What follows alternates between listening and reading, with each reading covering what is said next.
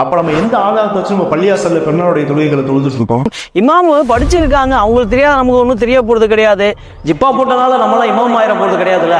அம்மா சீக்கிரம் தொழுகை டைம் ஆச்சு. போலாம்னா என்ன அவசரம், ஒரு 9:30 மணிக்கு போலாம். பள்ளியாசல போய் ஏசியில போய் ஜம்முன்னு தொழுதுட்டு வருவோம். கடலுக்கா போறோம் நம்ம. ஏப்பா சேக்கு, எங்கப்பா இவ்வளோ அர்ஜென்டா போற? சவுதிக்கார மாதிரியே இருக்கியே, மாஷால்லா. அஸ்ஸலாமு அலைக்கும் மாமு. பெருநாள் தொழுகை தொழுகைக்கு தான் கிளம்புறேன், நீங்க கிளம்பலையா? அதுவும் மாப்ள, நமக்கு ஜஸ்ட் அலர்ஜி. ஜம்முன்னு கும்முன்னு ஏசியில போய் தொழுதாதான் நல்லா இருக்கும் பள்ளியாசல்ல. நீங்க என்ன 7 மணிக்கு தான் தொழுதுறீங்க, நம்ம என்ன 9 மணிக்கு தான் தொழுவேன். 8:55 போனா போதும். ஏன்யா வெயில்ல போய் மொட்டை வெயில்ல போய் காயிறீங்க? பள்ளியாசல் ஏசி போட்டுருக்காங்க, அருமையா இருக்கு, மார்பிள் போட்டுருக்காங்க, உட்காந்து ஜம்முன்னு தொழுவலாம். வா நம்ம கூட வா. நீ மாமு, யாரு உங்களுக்கு சொல்லுது? இறைத்துவம் அலைஹிஸ்ஸலாம் அவங்க சொல்றாங்க.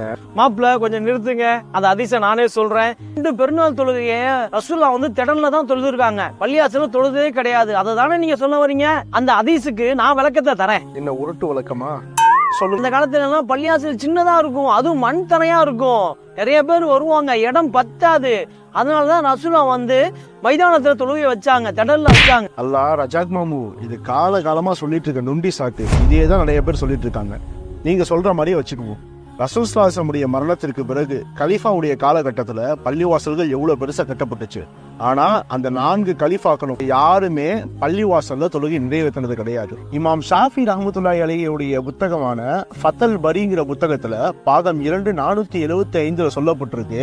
இந்த 4 கலீஃபாக்களான அபூபக்கர் ரலியல்லாஹு அன்ஹு, உமர், உஸ்மான், அலி ரலியல்லாஹு அன்ஹு எல்லாருமே நபி ஸல்லல்லாஹு அலைஹி வஸல்லம் அவர்களை பின்பற்றி திரளில் தான் தொழுகையை நிறைவேற்றினார்கள் சொல்லப்பட்டிருக்கு. உமர் ரலியல்லாஹு அன்ஹு காலத்துல எப்படிப்பட்ட வல்லரசெல்லாம் கைப்பற்றப்பட்டுச்சு. அவர்கள்ட்ட இல்லாத செல்வமா, அவங்கள்ட்ட கட்டாத பள்ளிவாசலா, அதையும் தாண்டி அவர்கள் என்ன செஞ்சாங்க?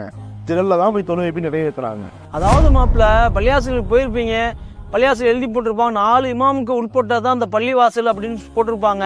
அதே மாதிரி மதுகப்புல சொல்லியிருப்பாங்க இமாமு, அதை பத்தி தான் பின்பற்றாங்க. இமாமு படிச்சிருக்காங்க, அவங்களுக்கு தெரியாது, நமக்கு ஒன்றும் தெரிய போறது கிடையாது. ஜிப்பா போட்டனால நம்மளாம் இமாம் ஆயிர போறது கிடையாதுல்ல. இமாமுக்கு தெரியும்பா. நம்ம அதிச ஒரு வகையில வந்து யோசனை பண்ணுவோம், இமாம்கள் பல வழியில யோசனை பண்ணுவாங்க, அவங்களுக்கு தெரியும்பா. அதனால பள்ளியாசல் தொழுவ சொல்லியிருக்காங்க. நீங்க சொல்ற வழிக்கே வர, நீங்க சொல்லக்கூடிய 4 இமாம்களும் திடல்ல நிறைவேற்றுறதா நபியுடைய சுன்னத்து, அதுதான் வழிமுறைன்னு சொல்லிட்டு சொல்லியிருக்காங்க. நீ எங்க பார்த்தா?